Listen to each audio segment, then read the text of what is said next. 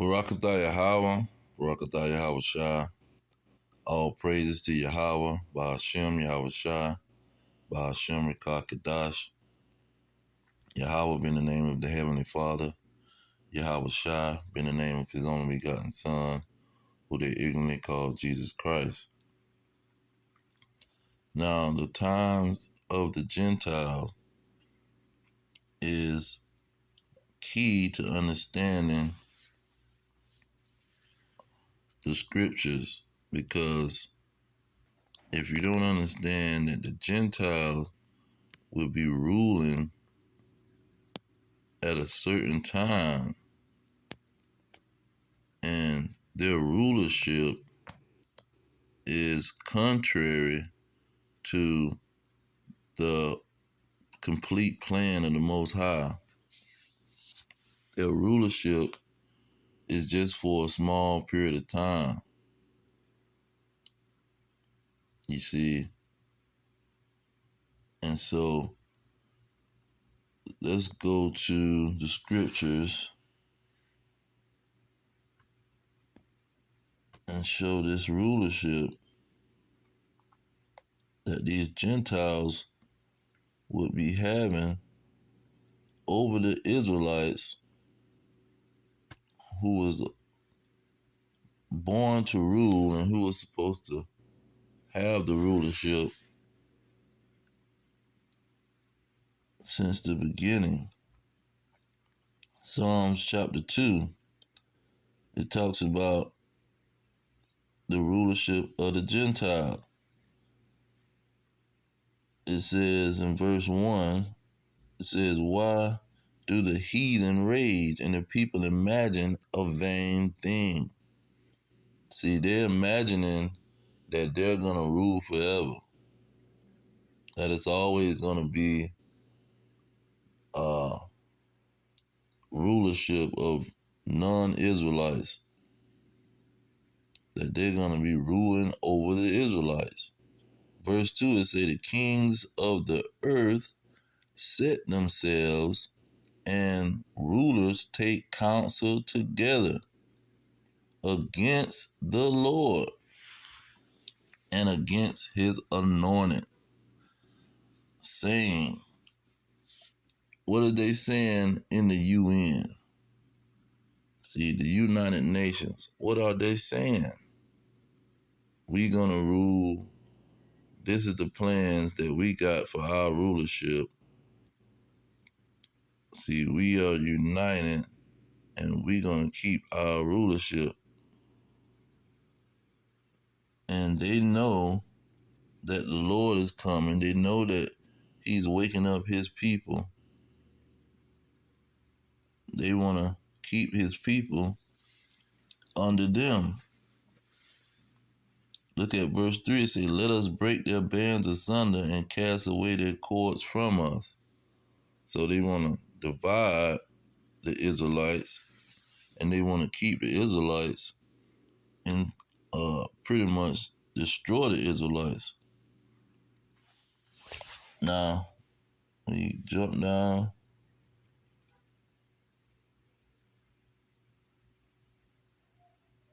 Let's see here.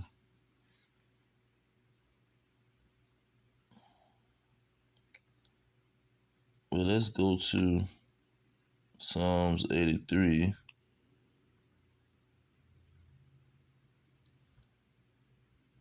Psalms 83 talks about the rulership of the Gentile, the times of the Gentile.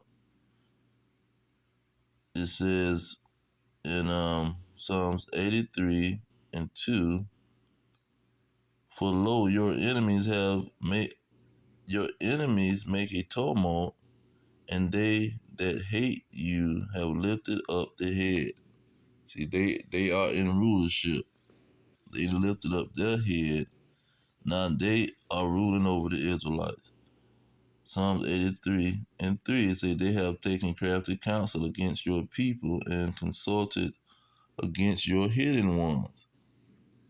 Verse 4, "They have said, come and let us cut them off from being a nation, that the name of Israel may be no more in remembrance."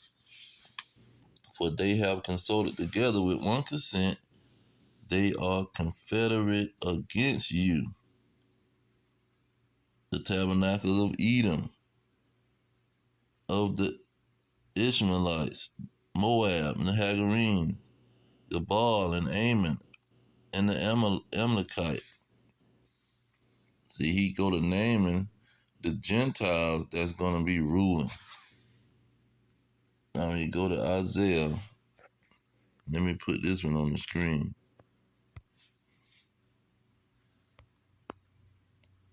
Isaiah chapter 14 gives you a clear understanding of this rulership. And it's letting you know that the Israelites would be in bondage at this time. Look at verse 3. It says, "And it shall come to pass in the day that the Lord shall give you rest from your sorrow and from your fear and from the hard bondage wherein thou was made to serve." So the Israelites is serving under their oppressors, hard bondage.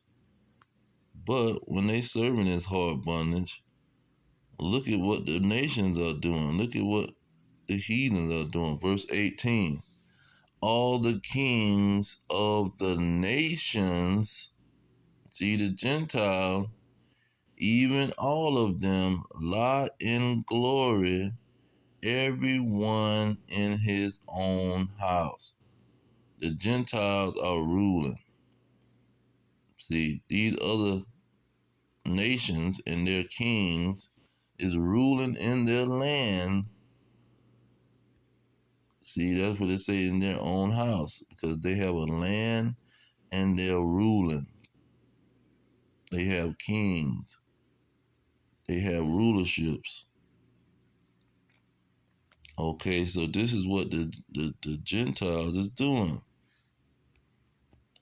They're ruling while the Israelites is in captivity. Now, the reason it said the tabernacles of Edom, it named them first. And this is what Habakkuk was writing about. It said, "Behold, his soul which is lifted up is not upright in him." Verse 5. "Yeah, also because he transgressed by wine, he is a proud man, neither keepeth at home, who enlarged his desire as hell, and is as death, and cannot be satisfied, but gathereth unto him all nations, and heap unto him all people." See, that's talking about the nation of Edom. Proof, look at verse 3 of the next chapter. It say God came from Teman. Teman is the grandson, or he is the son of Esau. And today those people would be the Germans, the Temanites. You see? And so these individuals pretty much, with the rest of the Edomites, would bring all the nations to them. When you look at the NATO, they're pretty much a melting pot, because the Amalekites, they have a plan to get rid of this notion of whiteness, they say, and they want to flood these countries with all kind of other nationalities and try to pretty much mix everybody up together, so the only standing Edomites would be them. They want to be the only Edomites on the earth, and they want to be ruling the other mixed people. So this is why all the NATO countries, or these Edomite nations, which are the 10 kings in Revelation 17, and 12 and 13, they want to mix these nations up. But you see, this is how he's heaping all nations to himself. Now, doing this rulership of the nation, let's get let's see here.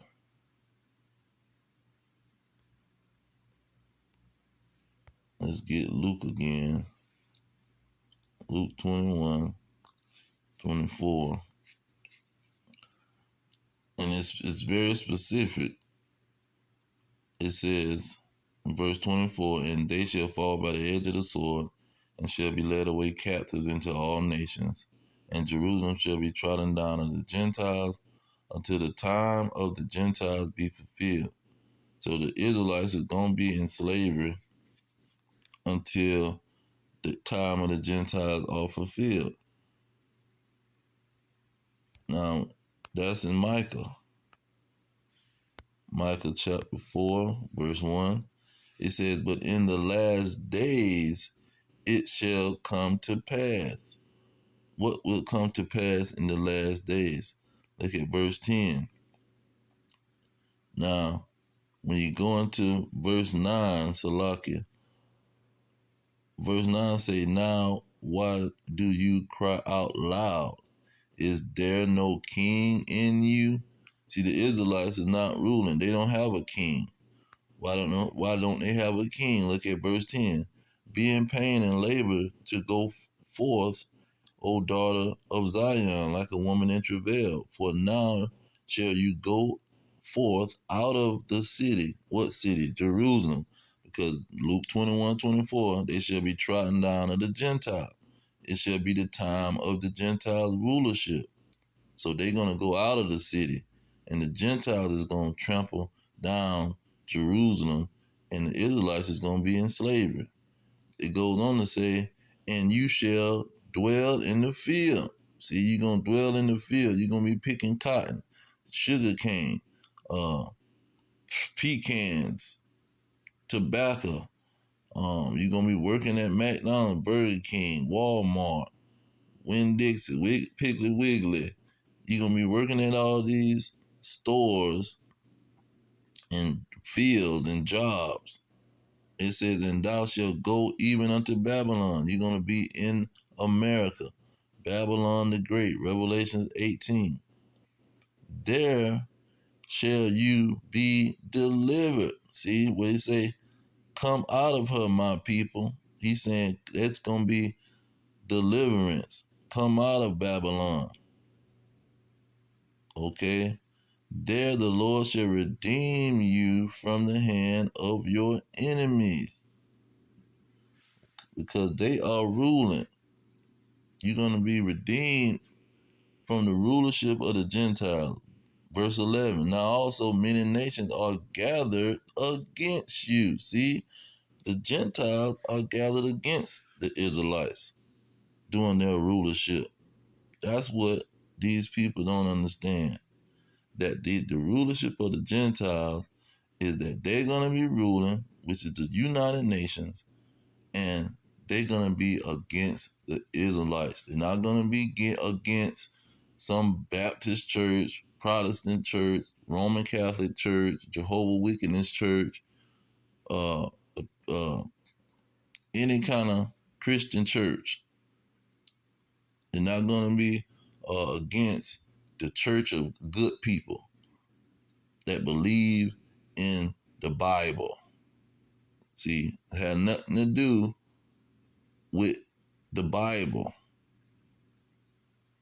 See, this is not the core reason that these nations in their rulership is coming after the people that they're coming after. They're not coming after these people specifically for the Bible. It's the main reason they're coming after these people because they are Israelites.